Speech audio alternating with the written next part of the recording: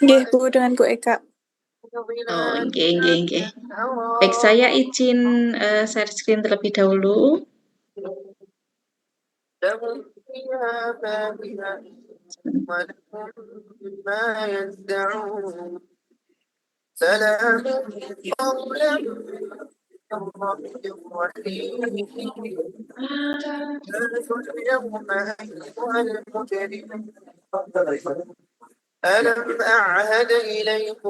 Sudah nampak, Bapak Ibu?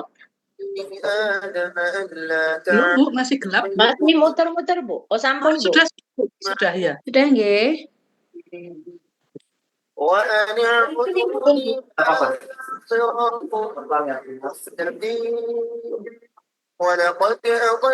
Ini sinyalnya langsung kayak gini. Nggih, ini sinyalnya sepertinya sedang. Oh, ya. Jadi nanti maaf ketika saya sinyalnya tidak stabil, nggih, Bapak Ibu, karena di sini sepertinya sinyalnya sedang naik turun ini.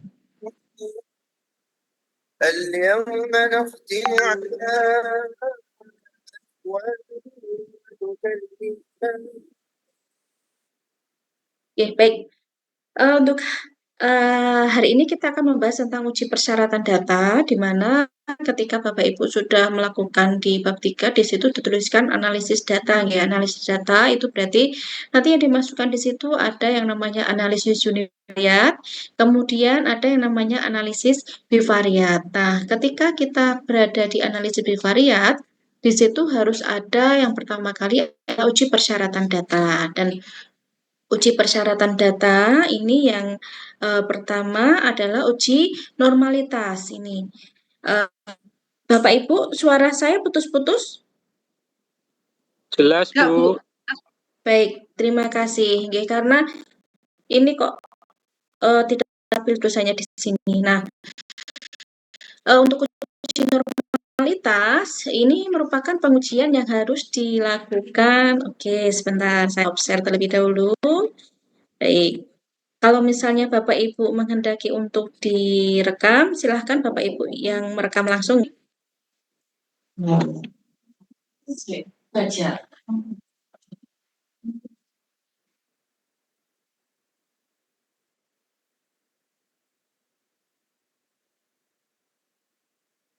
Baik. Nah, uji normalitas data ini merupakan pengujian yang harus dilakukan sebelum melakukan pengujian hipotesis. Jadi, sebelum Bapak Ibu melakukan uji non-parametrik ataupun uji parametrik, dan hal yang pertama dilakukan itu adalah melakukan uji normalitas.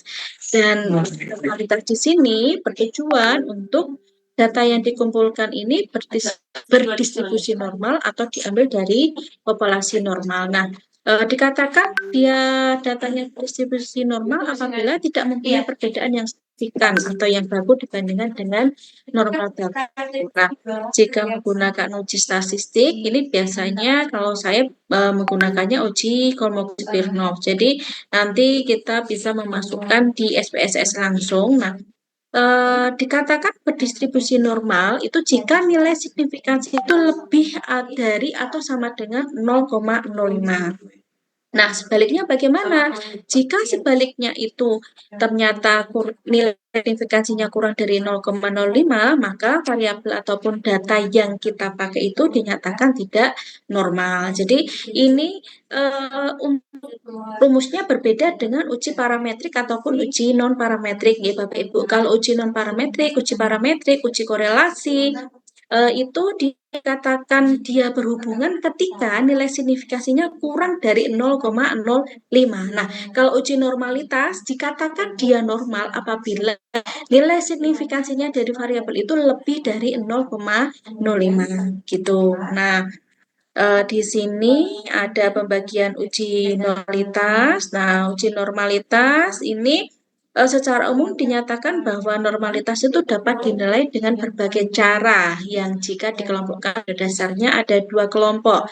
Yang pertama analisis secara visual dan juga analisis secara statistik. Nah, Analisis secara visual itu biasanya kita menggunakan grafik normal, kemudian normal QQ, kemudian histogram, stimulus, ada box plot. Sedangkan secara statistik itu biasanya menggunakan uji Kolmogorov-Smirnov, Shapiro-Wilk, kemudian Shapiro-Francia, Anderson-Darling, Ryan-Joyner, Squamous, Kurtos test, kemudian ada Jargibera, dan juga masih banyak hal atau banyak jenis statistik yang digunakan untuk menilai normalitas. Dan normalitas ini biasanya digunakan untuk mengukur data berskala ordinal, interval, ataupun rasio. Dan jika analisis menggunakan metode parametrik, maka persyaratan normalitas harus terpenuhi, yaitu data berasal dari distribusi yang normal. Jika ternyata setelah kita cek data kita itu tidak berdistribusi normal atau jumlah sampelnya sedikit dan jenis data itu nominal ataupun ordinal, maka metode yang digunakan itu statistik non parametrik, begitu Bapak Ibu. Nah, ini contohnya distribusi normal ini diartikan sebagai sebuah distribusi tertentu yang memiliki karakteristik berbentuk seperti lonceng. Jika kita lihat dari sebuah histogram, jadi bentuknya data kalau itu normal, dia bentuknya seperti lonceng, jadi seimbang. Standar deviasinya, minnya, dan juga populasinya ini setelah dilakukan analisis dengan statistik dan digambarkan secara visual melalui histogram, nah bentuknya seperti lonceng. Nah, bagaimana jika dia miring ke kanan atau miring ke kiri? Nah, kalau miring ke kanan atau ke kiri, ya ini dipastikan datanya tidak normal, begitu. Kemudian ini contoh uji normalitas data. Ini dalam penelitian uji normalitas ini dilakukan setelah pretest dan juga post-test dari penelitian, dan dilakukan dan itu menggunakan uji one sample Kolmogorov-Smirnov dengan taraf signifikansinya 0,05. Nah, uji normalitas ini dilakukan dengan bantuan SPSS. Jadi hasilnya seperti ini contohnya, Bapak Ibu. Nah, ini kita dapatkan hasil dari SPSS yang menggunakan one sample Kolmogorov-Smirnov untuk mengetahui test of normality dari sebuah data. Nah, ini di sini bisa dilihat Bapak Ibu berapa ini populasinya. Kalau membaca ini Bapak Ibu, populasinya sudah tahu berapa? 10. Pinten Bu?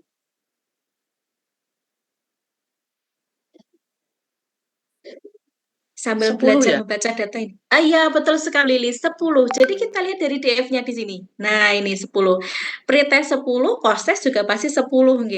Di Shapiro-Wilk juga seperti itu. Pretest 10, post-testnya juga 10. Nah, yang kita baca di sini adalah nilai dari signifikansinya.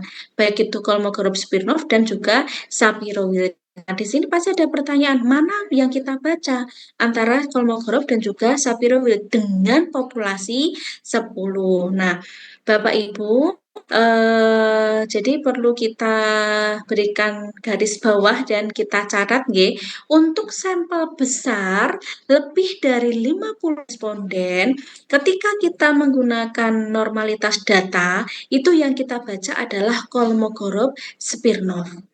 Namun, apabila sampelnya kecil, kurang dari sama dengan 50, jadi sampelnya 50 pun, itu yang kita baca adalah Shapiro-Wilk. Karena di sini DF-nya 10 atau populasinya hanya 10, yang kita baca itu adalah Shapiro-Wilk-nya. Jadi di sini kita lihat nilai pretestnya itu 0,270 dan juga nilai post-testnya 0,283. Nah, ini kita bisa interpretasikan data dari nilai hasil signifikansinya di sini, berarti data tersebut bisa katakan berdistribusi normal karena nilai signifikansinya dari pretest dan post-test itu lebih dari 0,05. Begitu Bapak Ibu, apakah bisa dipahami?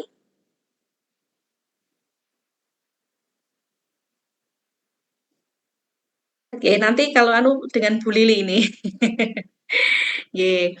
Baik, dan di sini sudah saya berikan langkah-langkah pengujian normalitas data. Jadi nanti Bapak Ibu target memasukkan melalui SPSS dengan langkah-langkahnya yang sudah saya tuliskan di sini gitu. Oke.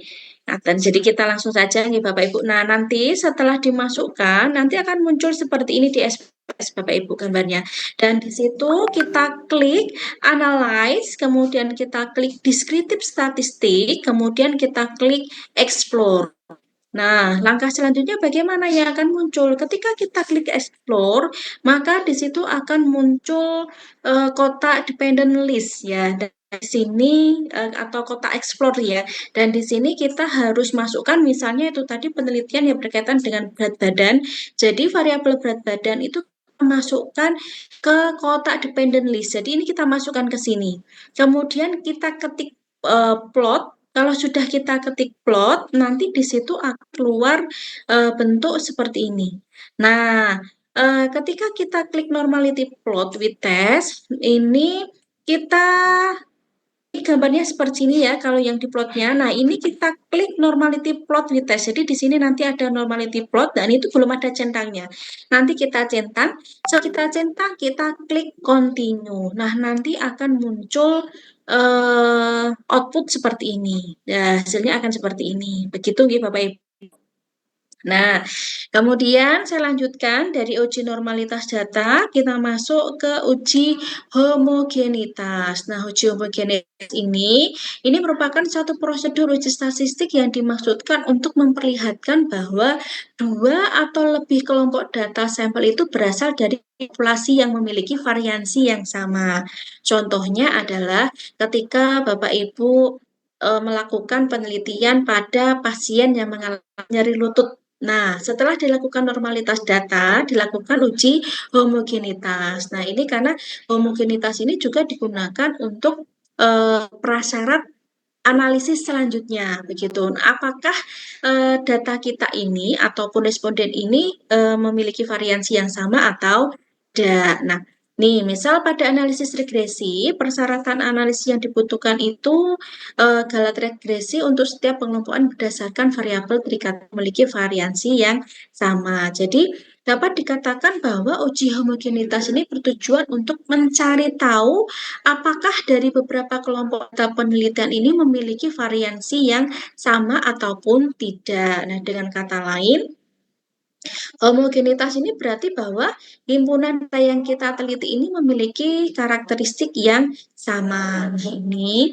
pengujian homogenitas ini juga digunakan untuk memberikan yakin bahwa sekumpulan data yang dimanipulasi dalam serangkaian analisis memang berasal dari populasi yang tidak jauh berbeda keragaman. Misalnya ini Bapak Ibu, ini katakanlah nanti mengambilnya nyeri gitu, nyeri, tapi di sini kan pasiennya tidak dalam lingkup di tempat yang sama, bisa dari berbeda daerah dan itu kita lihat homogenitasnya apakah memang populasinya itu tidak jauh dari keragamannya atau dia memiliki varian yang sama atau tidak gitu. Contohnya, jika kita ingin meneliti sebuah permasalahan, misalnya mengukur pemahaman siswa untuk suatu submateri dalam pelajaran tertentu di sekolah, yang dimaksudkan homogen itu bisa berarti bahwa kelompok data yang kita jadikan sampel pada penelitian ini memiliki karakteristik yang sama. Misalnya, berasal dari tingkat kelas yang sama gitu. Kalau misalnya tadi nyeri, ya berarti kita lihat dari usia sekian sampai sekian, kemudian atau memang berasal dari daerah yang sama atau memang nyerinya itu khusus di nyeri lutut semua. Nah, itu nanti kita bisa melihat dari homogenitasnya. Nah, bagaimana cara perhitungan uji homogenitas? Nah, perhitungan uji homogenitas itu dapat dilakukan dengan berbagai cara dan juga metode. Biasanya menggunakan uji Hartley, terus kemudian Cochrane, kemudian Leven ataupun uji Bartlett. Nah, ini dasar pengambilan keputusannya dikatakan dia itu variansinya tidak homogen ketika dia nilai signifikansinya itu kurang dari 0,05 dan dikatakan dia itu homogen ketika nilai signifikansinya 0,05. Di Bapak Ibu, normalitas data dan homogenitas dikatakan normal dan dikatakan homogen ketika nilai signifikansinya lebih dari 0,05. Dikatakan tidak normal dan tidak homogen ketika signifikansinya itu kurang dari 0,05. Begitu nggih Bapak Ibu. Nah, ini ada beberapa contohnya. Misalnya ini contoh melakukan uji homogenitas terhadap hasil belajar matematika pada siswa kelas A dan siswa kelas B dengan data yang sudah tertera di sini. Nanti kalau misalnya Bapak Ibu sudah ada SPSS di laptopnya masing-masing dan ini bisa dicoba begitu. Nah, ini untuk mempermudah kita perlu membuat kategori terlebih dahulu ya, kategorisasi ataupun pengkodian data untuk belajar matematika pada siswa kelas A dan kelas B. Siswa kelas A diberi kode 1 dan siswa kelas B diberi kode 2. Nah, contohnya seperti ini. Nih. Jadi ini hasil belajar matematika tadi Bapak Ibu, kelas A ini nilainya segini, kelas B nilainya segini. Nah, untuk kode kelas ini kita bikin kode, kelas A kita bikin kode A, kelas B kita bikin kode B. Jadi nilai kelas A ini kita tulis kode 1 semua, kemudian kelas B kita tulis kode 2 semua. Nah, di sini langkah-langkahnya kita membuka program SPSS seperti biasa kita masukkan di variabel view dan juga setelah itu kita klik data view lalu masukkan input data hasil belajar matematika tadi. Jadi ini bagian atas tuh kelas A, bagian bawahnya kelas B ya. Terus kemudian kita masukkan di variabel view kode nggih, kelas A itu kita berikan 1, kelas B kita berikan kode 2. Nah, kemudian kita memilih analyze dan juga kita mengklik komparmin lalu klik one way ANOVA. Nah, nanti akan muncul seperti ini Bapak Ibu. Jadi akan muncul kotak one way ANOVA. Di sini lalu kita memasukkan variabel hasil matematika ke kotak dependent list. Jadi nanti di sini itu nanti isinya itu hasil belajar matematika, bawahnya itu nanti kelas. Nah, hasil belajar matematika kita masukkan di dependent list, kemudian kelas kita masukkan di faktor. Lalu kita klik option. Maka setelah kita klik option akan muncul kotak seperti ini. Jadi kita akan muncul one way ANOVA option ya. Dan di situ pada bagian statistik kita berikan checklist di homogeneity of variance test nih yang kita klik ini. Lalu kita klik continue. Maka setelah kita klik continue, kemudian kita klik OK, akan muncul interpretasi data seperti ini Bapak Ibu. Jadi akan muncul tabel output test of homogeneity of variance gitu. Dan di sini kita bisa tahu berdasarkan hasil di atas diketahui nilai signifikansinya lebih dari 0,05. Maka dapat disimpulkan bahwa varian data hasil belajar matematika pada siswa kelas A dan kelas B itu sama atau homogen. Ye, baik Bapak Ibu, begitu untuk yang berkaitan dengan normalitas data dan juga homogenitas. Oke, apakah saya menjelaskannya terlalu kecepatan? Kecepatan atau tidak, Bapak Ibu? Oh, ini Tidak sepertinya apa. kok ya. Biasanya Mas Rifki ya, Mas. Ya Ibu, sudah saya record. Oh, ya sampun. sudah ya. Alhamdulillah. Ada yang ditanyakan untuk normalitas dan juga homogenitas. Sebelum saya lanjutkan ke parametrik dan juga non parametrik ini, Bapak Ibu.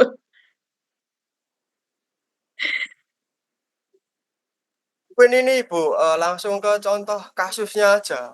Misal penelitiannya siapa nanti kita bahas Ibu. Karena kan ini kan judulnya kan pasti berbeda-beda ya. Nah, kalau dari penelitiannya siapa itu harusnya pas di presentasi proposal, Mas Rifki. Oh iya Karena Ibu. datanya belum ada ya. Betul, karena datanya juga belum ada, jadi juga belum bisa memasukkan. Kalaupun misalnya saya memasukkan data itu kan data yang ibaratnya hanya data ilustrasi, nggih. Kalau data ilustrasi itu kadang-kala itu hasilnya juga bias begitu.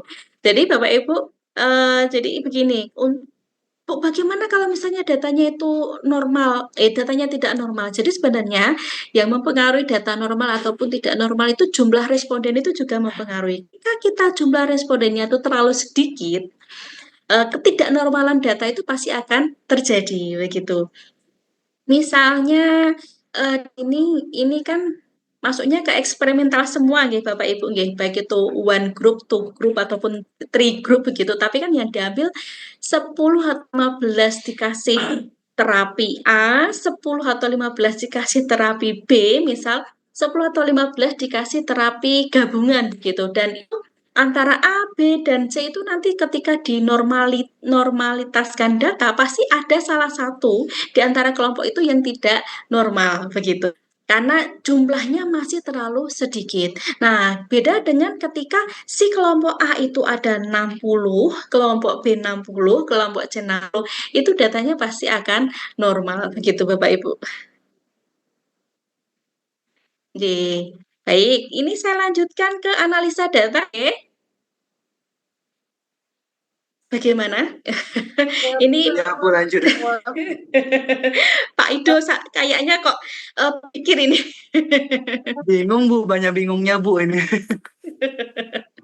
Ya nanti kalau misalnya pas ke sini, misal pas bareng ke sini, bolehlah misal di kelas begitu bawa laptop masing-masing. Nanti saya berikan kasus tinggal dimasukkan begitu untuk membuat SPSS baik itu normalitas ataupun homogenitas. Monggo tidak apa-apa. Nanti print di sini bareng-bareng. Ya, karena memang kalau dari Zoom kemudian masing-masing tidak membuka PSS-nya itu juga bingung juga itu. Kalau kemarin kami di kelas itu anak-anak satu persatu kami dampingi begitu. Jadi mereka lebih paham juga. Baik, saya izin ke analisa data. Nah, ini kok. Oke. Ini agak banyak Bapak Ibu. Oke, maaf. Salah, bukan ini. Sebentar nih yang dibuka sekali. Jadinya mohon maaf Bapak Ibu.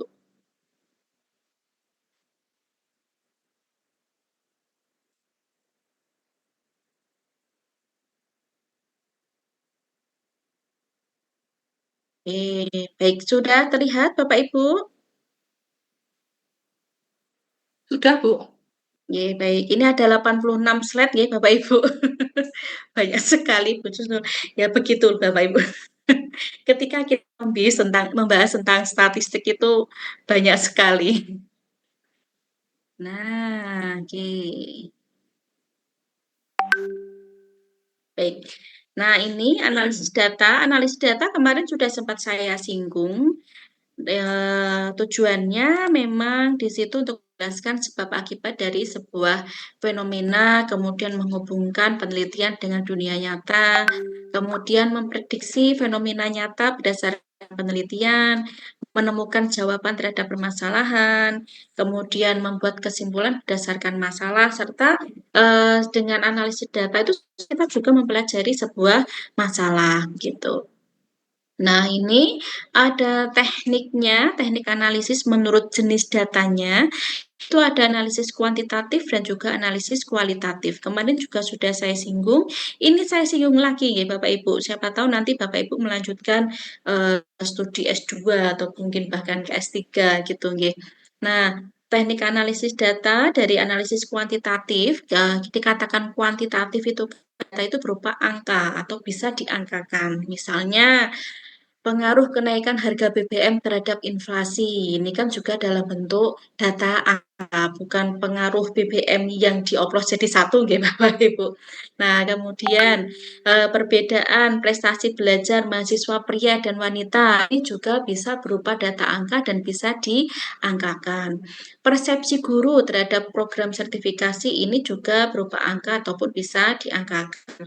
Kalau analisis kualitatif, dikatakan kualitatif itu ya data berupa kategori. Jadi nanti interpretasi datanya ya berupa sebuah kalimat-kalimat yang berasal dari interview ataupun wawancara mendalam kepada responden, kemudian atau FG focus group discussion gitu yang kita di situ mengadakan penelitian misalnya antara pasien, kemudian punturis, kemudian pihak puskesmas, ini pasien hipertensi kayak misalnya itu, nanti di situ akan dilakukan yang namanya FGD dan itu kita mendapatkan data. Nah, hasilnya itu berupa data kategori. Ini misalnya analisis tentang perilaku anak jalanan dalam mempertahankan hidup. Nah, itu kan tidak bisa mengangkatkan, tapi kita melakukan wawancara yang mendalam kepada anak jalanan tersebut. Kemudian pola kehidupan masyarakat di pedalaman kan kita tidak bisa melihat dalam berupa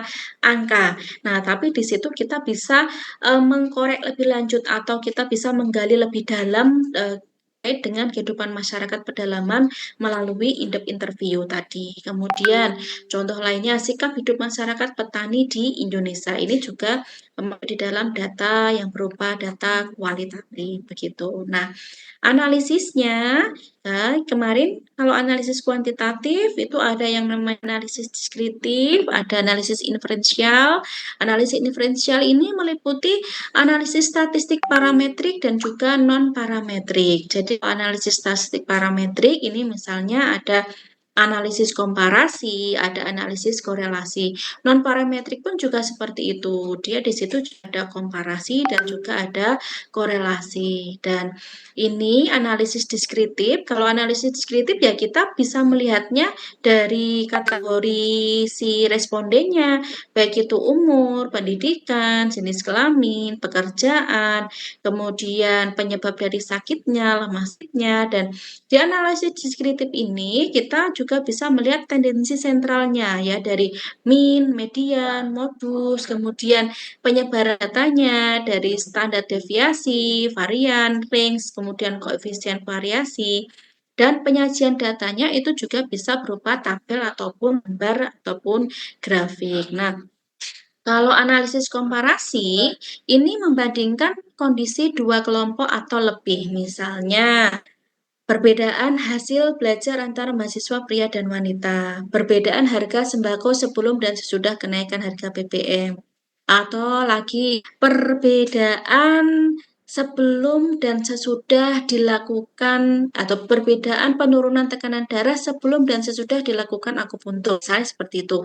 Nah, itu masuk di dalam analisis komparasi. Kemudian ada analisis korelasi. Nah, analisis korelasi ini mengidentifikasikan hubungan ataupun pengaruh suatu variabel dengan variabel lain. Misalnya ada hubungan antara motivasi belajar dengan prestasi belajar atau misal kalau yang berkaitan dengan akupuntur ya, hubungan pemberian terapi akupuntur dengan penurunan kolesterol, misal seperti itu, atau pengaruh titik akupuntur terhadap insomnia, atau pengaruh akupressure terhadap insomnia, misalnya seperti itu. Kemudian ada teknik analisis statistik, ini ada analisis parametrik dan juga ada analisis non parametrik. Nah, ini syaratnya kemarin sudah saya beritahukan bahwa setiap analisis data itu ada syaratnya dan ketika kita masuk di dalam analisis parametrik, berarti ini kita harus melihat apakah data kita itu berskala interval atau rasio dan apakah data kita itu berdistribusi normal. Jadi, langkah pertama saja kita melakukan distribusi normal. Kalau sudah itu tidak normal, berarti kita sudah langsung ke analisis non parametrik. Gitu nggih Bapak Ibu nggih. Tetapi ketika itu datanya normal, kita bisa masuk di parametrik dengan melihat skalanya, interval atau rasio begitu. Nah, ini contohnya ketika itu kita menggunakan analisis parametrik dengan beda ataupun komparasi. Jadi komparasi itu untuk perbandingan ya, untuk perbedaan. Nah, kita lihat apakah ini menggunakan independent t-test, parity test itu ataupun t-test dependent ya. Kemudian biasanya kalau independent t-test itu perlakuannya berbeda. Jadi yang A diberikan akupuntur, yang B diberikan akupressor misal. Nah, itu menggunakannya independent t-test. Tapi kalau itu parity test atau t-test dependent itu biasanya dia sebelum dan sesudah. Jadi misalnya akupuntur ya hanya one group saja, jadi menggunakannya parity test. Begitu nih Bapak Ibu.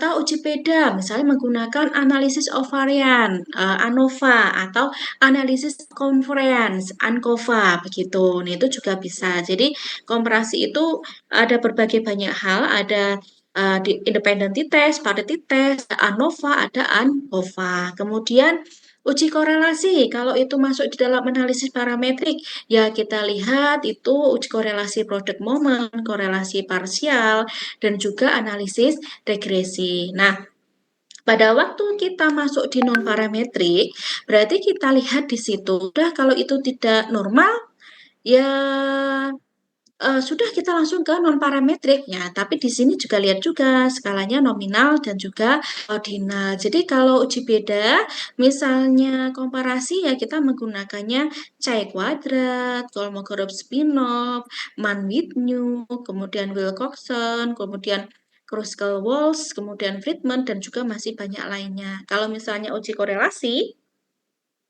itu kita menggunakan korelasi Rang-Spearman, kemudian tau kendal atau kendal tau, kemudian koefisiensi kontingensi dan juga gamma. Nah, ini gambarnya sama seperti kemarin ya Bapak Ibu nggih. Nah, ini pokoknya dulang terus ini. biar biar lebih ini biar lebih apa ya, merasakan, ini analisa data seperti ini begitu ya Bapak Ibu. Nah, jadi ketika kita memilih teknik analisis, misal itu nominal interval, ya di sini tesnya kita bisa menggunakan independent t-test ataupun ANOVA. Kalau nominal ya bisa menggunakan cross-step, chi-square ataupun koefisien kontingens. Kalau nominal ordinal ya bisa Mann-Whitney atau Kolmogorov-Smirnov. Tapi dilihat dulu datanya ini normal atau tidak. Nah, ini prosedurnya seperti biasa. Data analisis non-statistik bisa menggunakan metode kuantitatif. Kalau analisis statistik, kita lihat distribusinya. Normal, ya kita gunakan statistik parametrik. Ketika tidak normal, berarti kita menggunakan statistik non-parametrik. Nah, bagaimana cara mendapatkan hasil parametrik dan juga statistik non-parametrik, ya kita bisa menggunakan manual atau bisa menggunakan computerized. Nah, kalau computerized ya misalnya dengan cara mudah menggunakan SPSS. Kalau manual sebenarnya dari masing-masing analisa data ini tuh ada rumusnya, gitu. Seperti hanya ketika kita belajar tentang IT itu kan ada algoritmanya. Nah, statistik parametrik ataupun non parametrik itu pun juga ada rumusnya dan di situ juga ada tabelnya. Apakah dia itu ada perbedaan atau tidak. Tapi kalau menghafalkan tabel, menghafalkan rumus itu terlalu lama. Jadi kita menggunakan yang computerized. Nah, biasanya menggunakan SPSS. Baik, nah ini uji prasyarat analisis. Nah, ini penggunaan teknik analisis parametrik ini menuntut adanya persyaratan-persyaratan yang harus dipenuhi, yaitu data harus berdistribusi normal. Tadi sudah saya jelaskan bagaimana cara mendapatkan atau cara menggunakan uji normalitas data. Nah, ini bisa ini ataupun uji prasyarat lain. Ini penggunaan analisis regresi linear ganda yang menuntut adanya persyaratan adanya linearitas hubungan antara variabel bebas dengan variabel terikat. Kemudian tidak terjadi heterosedentisitas, tidak terjadi kolinaritas ataupun multikolinaritas. Kemudian tidak terjadi autokorelasi. Kalau misalnya penelitian kita berkaitan dengan faktor-faktor yang mempengaruhi tentang atau faktor-faktor yang mempengaruhi terjadinya nyeri lutut. Nah, itu kan faktor-faktornya banyak sekali ya. Nah, itu biasanya kita menggunakannya regresi itu. Nah, ini uji linearitas, oke. Kemudian ada uji homosidasitas, kemudian ada uji prasyarat lainnya. Nah, ini kita menggunakan independentitas dan juga ANOVA. Tadi prasyarat lainnya itu uji homogenitas, tapi kalau yang digunakan Bapak Ibu ya hanya uji normalitas dan juga uji homogenitas saja. Nah, ini analisis data, kalau bivariat itu ada C-square. Ini pengetahuan saja nih Bapak Ibu. Kalau misalnya nanti Bapak Ibu mau melakukan penelitian yang berkaitan korelasi ataupun hubungan gitu ya. Jadi kita juga bisa menggunakan C-square ataupun Chi kuadrat. Ini juga masuk di dalam ujian parametrik. Oke, nah ini ada rumus-rumusnya, ada rumus Fisher exact test, ada rumus koreksi ya tes, kemudian ada rumus Pearson C-square. Jadi kalau misalnya kita pakai manual ya kita masukkan satu-satu seperti ini, tapi ini terlalu lama, Kemudian karakteristiknya ini ya.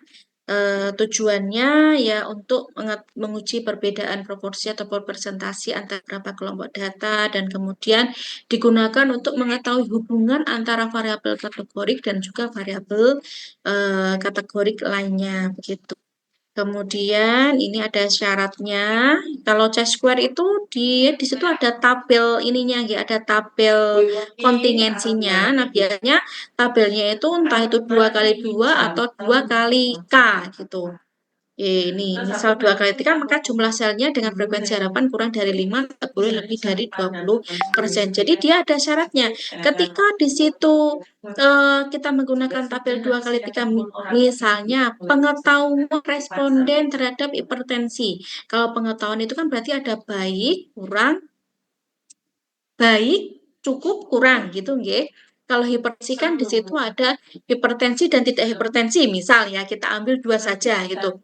Nah, ketika di situ ada nilai harapan atau nilai expected-nya itu kurang dari 5, maka di situ harus dilakukan permergeran supaya terjadi tabel kontingensi 2 kali 2. Oke, nah ini di sini misalnya nanti bisa Bapak Ibu baca sendiri. Nah, kita langsung masuk saja ke ini juga sudah saya masukkan bagaimana cara memasukkan ke SPSS nih Bapak Ibu. Jadi nanti bisa dicoba sendiri. Nah, kita masuk ke uji parametrik. Nah, uji parametrik ini teknik yang digunakan untuk menguji hipotesis tentang nilai parameter dari populasi yang diasingkan mengikuti distribusi tertentu. Distribusinya apa? Ya, distribusi normal. Jadi, uji parametrik ini sering digunakan ketika data yang diuji memiliki asumsi tentang distribusinya. Contohnya adalah ketika kita menguji perbedaan mean antara dua kelompok data yang dependen atau t-test ya, ini uji T ya. T-test contohnya adalah perbedaan berat badan antara sebelum dan sesudah program diet nih misalnya begitu. Jadi atau perbedaan hipertensi, perbedaan tekanan darah antara sebelum dan sesudah dilakukan akupuntur seperti itu. Jadi di situ kita masukkan datanya, jadi ini respondennya, kemudian sebelumnya ini karena ini tentang berat badan ya ini belum berat badannya berapa, sesudah dilakukan program diet berat badannya berapa. Nah kalau misalnya itu berkaitan dengan hipertensi, misal, sebelum dilakukan terapi tensinya berapa, kemudian setelah dilakukan terapi 4 kali ya itu tensinya berapa. Nah itu dimasuk di situ. Nah ini langkah-langkahnya ini melakukan uji parametrik ataupun uji T ya kita masukkan seperti biasa ke variabel U sebelum dan juga sesudah. Kemudian kita masukkan lagi respondennya ya tadi 1 sampai 13, kemudian sebelum dan sesudah. Kemudian kita masukkan analyze dan juga compare means, kemudian pirate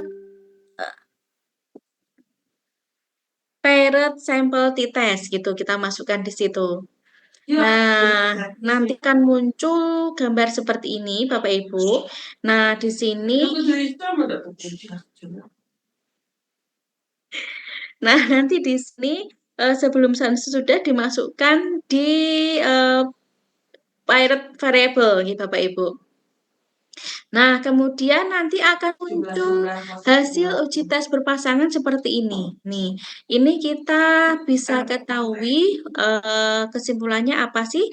Ada hubungan berat badan sebelum dan sesudah diet. Bisa melihatnya dari mana? Dari nilai signifikansinya. Nilai signifikansinya berapa sih? Nilai signifikansinya itu 0,000,00.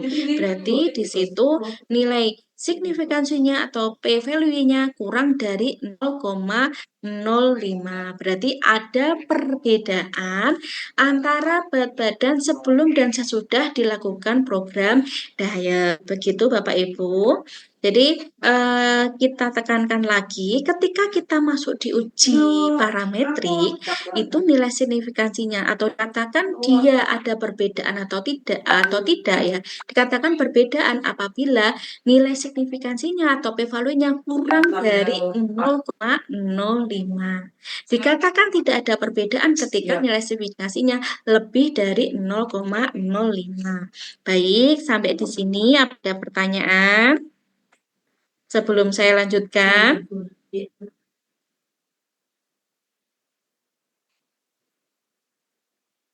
Oke, lanjut ya Bu Lili. Ya Oke, Bu, baik. sambil mencerna Bu. Baik, saya lanjutkan. Nah, oke.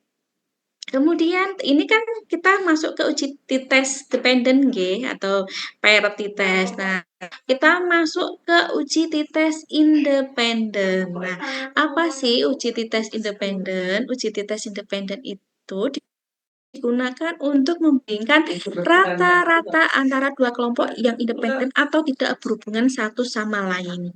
Jadi tujuannya ini untuk menentukan apakah ada perbedaan signifikan antara rata-rata dua kelompok tersebut. Jadi misalnya ini Bu Lili melakukan ini yang saya contohkan Bu Lili ya, karena yang masuk di saya. Jadi misalnya mau melakukan akupuntur dan juga penambahan X untuk mengurangi nyeri lutut misalnya seperti itu. Nah, itu berarti kan ada two group ya di bab 3-nya. Kalau two group berarti yang satu dilakukan akupuntur, yang satu dilakukan kombinasi plus pemberian X tadi. Nah, hasilnya untuk mengetahui apakah ini yang paling signifikan mana, berarti menggunakannya uji t-test independen. Begitu, oke. Jadi nanti setelah dilakukan akupuntur, ini akupuntur, ini kombinasi X dan akupuntur. Setelah diberikan akupuntur, berapa kali terapi Bu Lili? 8 sampai 10 mungkin Bu ya. 8 lah.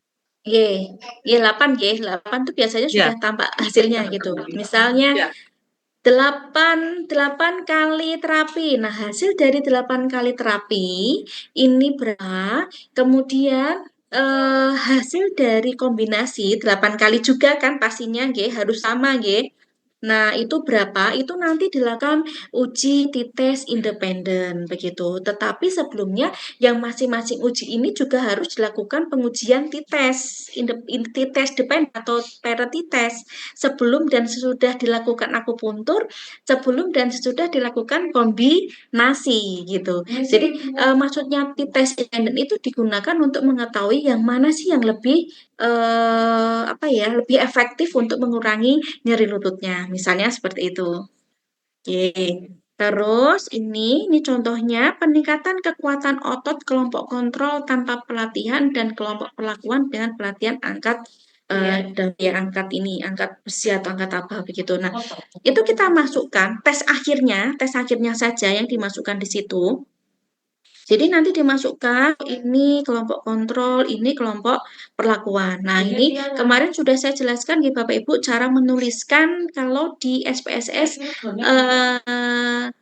nama nggih, kalau nama ya berarti di situ diklik stringnya. Jadi kita bisa mengetahui responden mana sih responden 1 namanya siapa, responden 2 itu namanya siapa. Tapi kalau string tidak diklik ya berarti di sini tidak bisa ditulis nama gitu.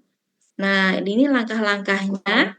Nih, nah tetap seperti biasa, setelah kita masukkan di SPSS, kita klik menu utama SPSS, Compamin. Jadi kita klik analyze itu nanti akan keluar data seperti ini. Nah, ketika dianalisis keluar seperti ini, kita klik compare means. Setelah compare means, kita klik independent sample t-test. Nah, nanti akan muncul di langkah kedua seperti ini.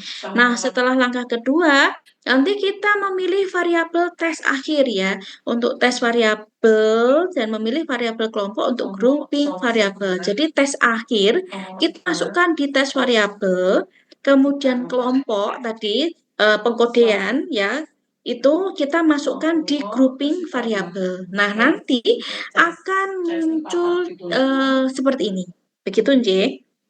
Nah, grouping variabel kelompok itu grup 1 berarti kita tulis 1, grup 2 kita tulis 2. Kalau kelompok itu kan tadi ada kontrol, ada perlakuan. Berarti yang kontrol itu tadi grup 1, yang perlakuan grup 2 ini. Kemudian kita klik OK. Nah, nanti akan muncul seperti ini.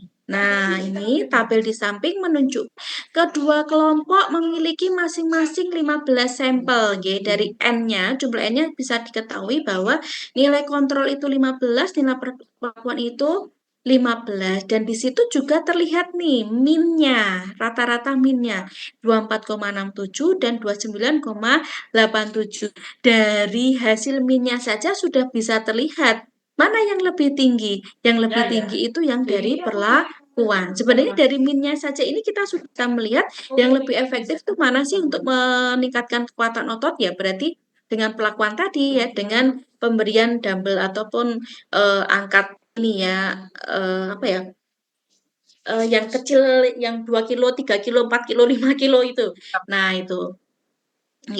Terus kemudian kita lihat juga di tabel hasil interpretasi data di independent sample testnya. Jadi kita lihat nilai signifikansinya. Nilai signifikansinya ternyata di situ 0,0000. Berarti tandanya apa? Jika nilai p-value-nya atau nilai signifikansinya itu 0,00, berarti di situ kurang dari 0,005. Berarti terbukti antara kelompok kontrol dan perlakuan itu memiliki perbedaan, dan ini memiliki perbedaan di sini. Dan mana sih yang lebih tinggi atau mana sih yang lebih efektif, kita lihat dari min-nya. Kelompok perlakuan itu dengan pelatihan angkat dumbbell dia mendapatkan skor yang lebih tinggi. Jadi perlakuan ini itu lebih efektif dalam meningkatkan massa otot. Begitu Bapak Ibu. Apakah ada yang ditanyakan?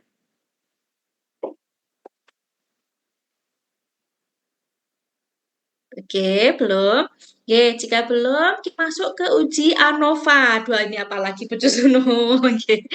Baik, ini ada uji ANOVA atau Analysis of Variance. Ini tidak usah, tidak apa Bapak Ibu. Biasanya yang dipakai itu yang hanya yang non parametrik dan parametrik yang berkaitan dengan independent test.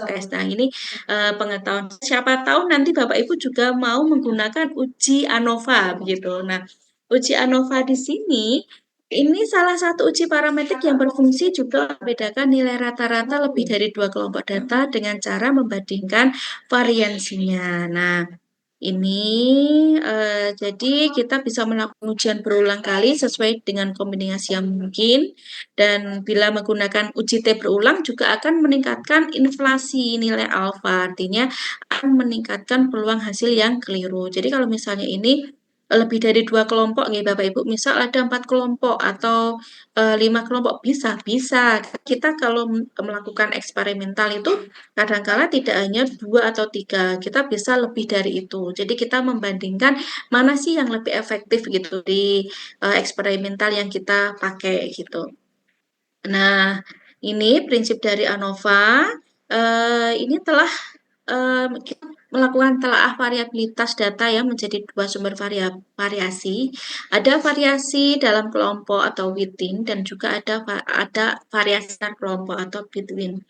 Nah, ini antara bila variasi within dan between sama, maka nilai perbandingan kedua varian ini sama dengan 1 dan tidak ada perbedaan. Tapi sebaliknya, bila hasil perbandingan kedua varian tersebut menghasilkan nilai lebih 1, maka rata-rata yang dibandingkan ini menunjukkan adanya perbedaan. Ini. Kapan sih ANOVA atau FITES digunakan? Bila kita ingin membandingkan rata-rata dari suatu variabel kuantitatif pada 3 atau lebih kelompok atau kondisi yang berbeda dan ingin mengetahui apakah rata-rata kelompok tersebut itu berbeda secara bermakna atau tidak pada 3 kelompok ataupun kondisi yang kita teliti. Itu. Ini asumsinya atau syaratnya tetap sama, tetap berdistribusi normal karena dia masuknya di dalam di dalam parametrik ya, dan berskala nominal ataupun kategori.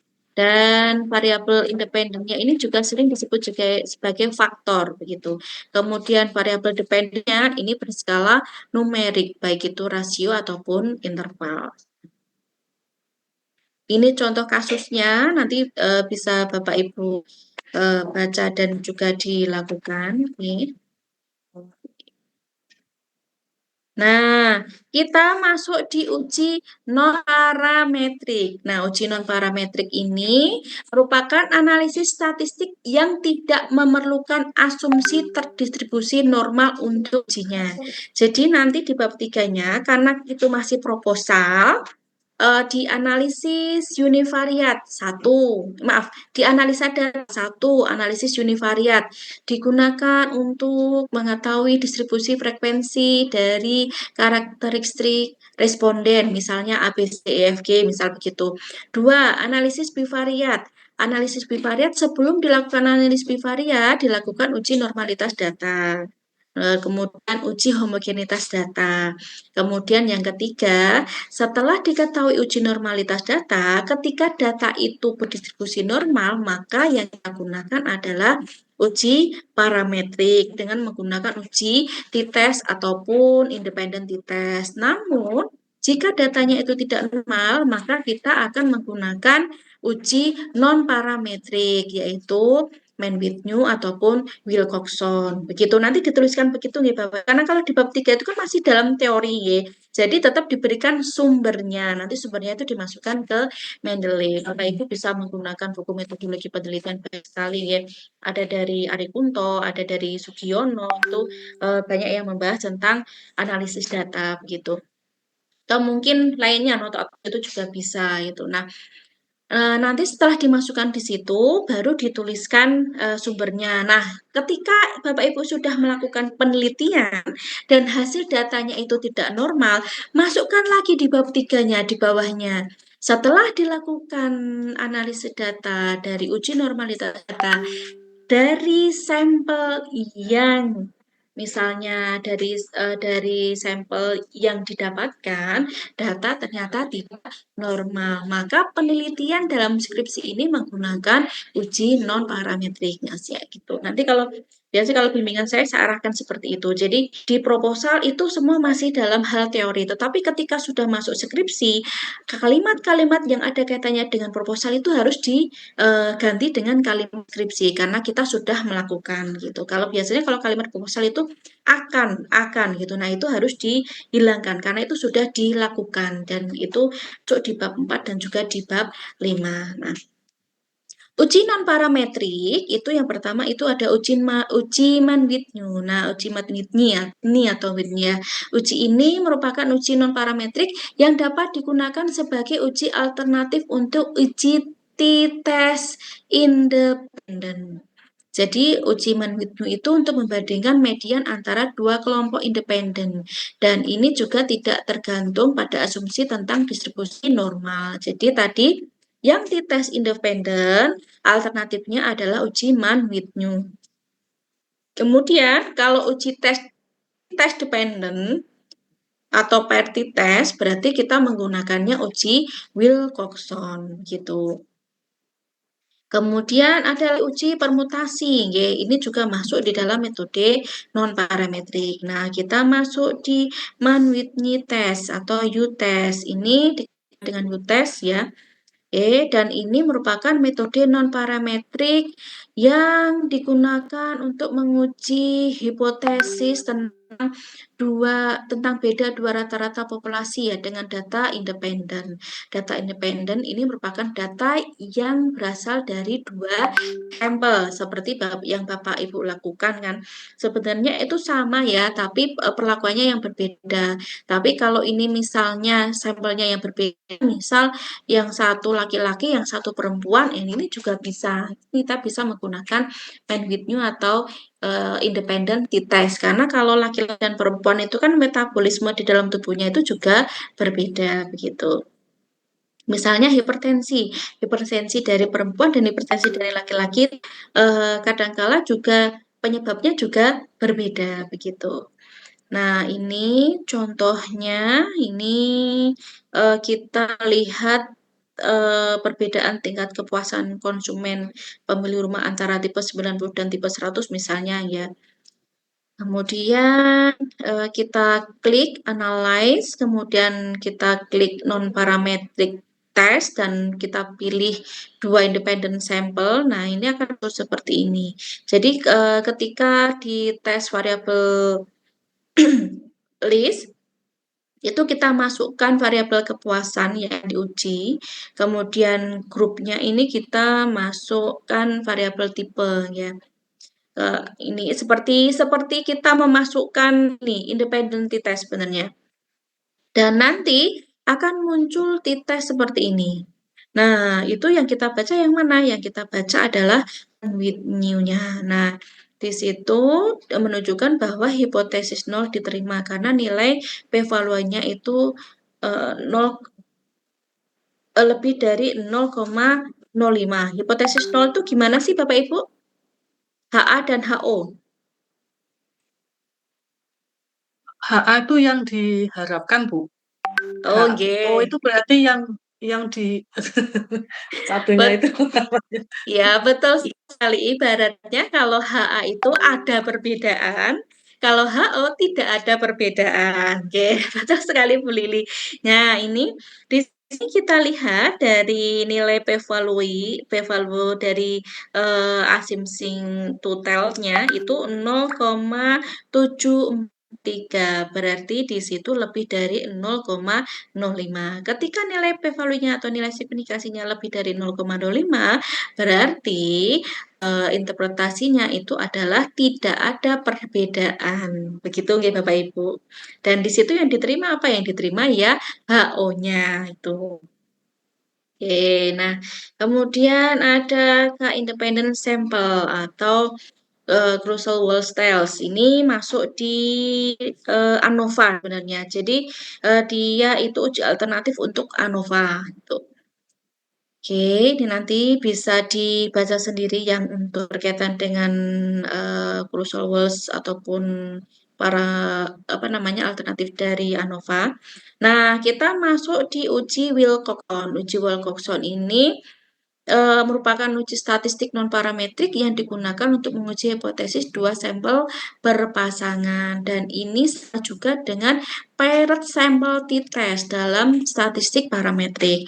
Paired sample t-test itu juga sama dengan t-test dependent. Begitu Bapak Ibu. Jadi nanti tidak bingung ini paired sample t-test itu apa sih. Nah, paired sample t-test itu ya sama kayak t-test dependent gitu.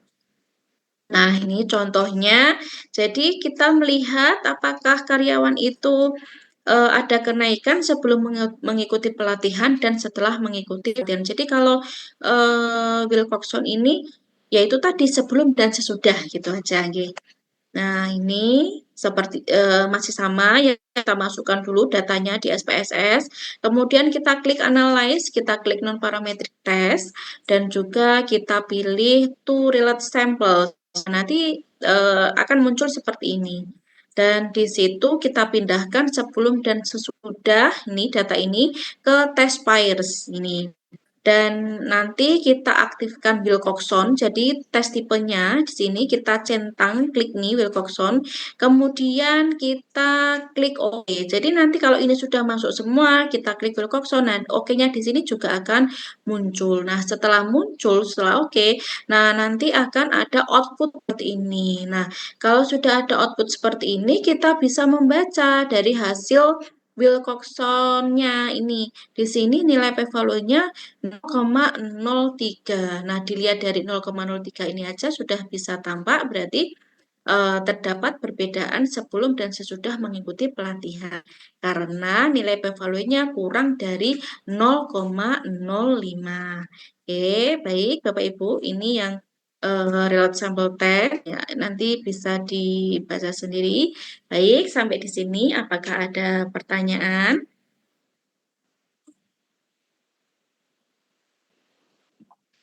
Ini sepertinya baru mencerna ini. Baru mencerna ini. Apa namanya?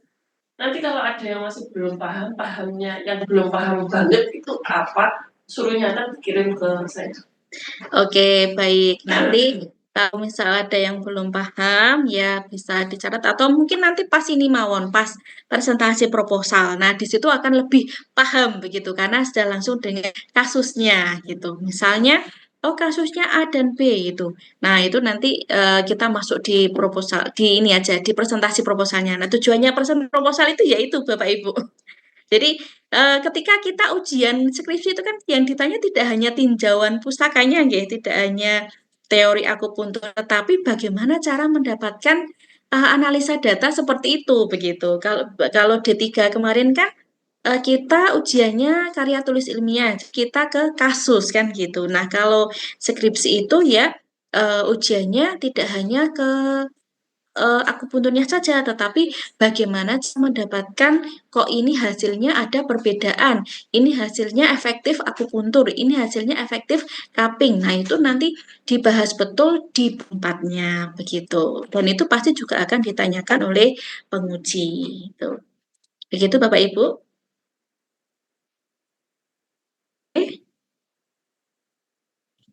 Ini sepertinya sudah semangat. Sudah semangat semua ini membuat proposal skripsinya. Oke, Bapak Ibu semangat.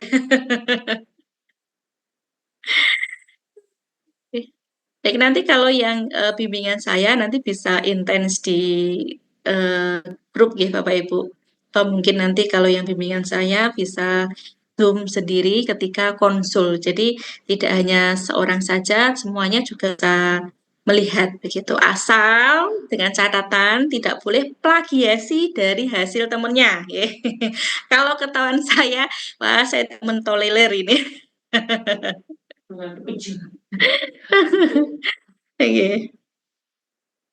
Karena kalau penelitian itu kita harus mungkin ini keterbaruan begitu atau novelty-nya atau state of the art-nya begitu dari penelitian-penelitian sebelumnya.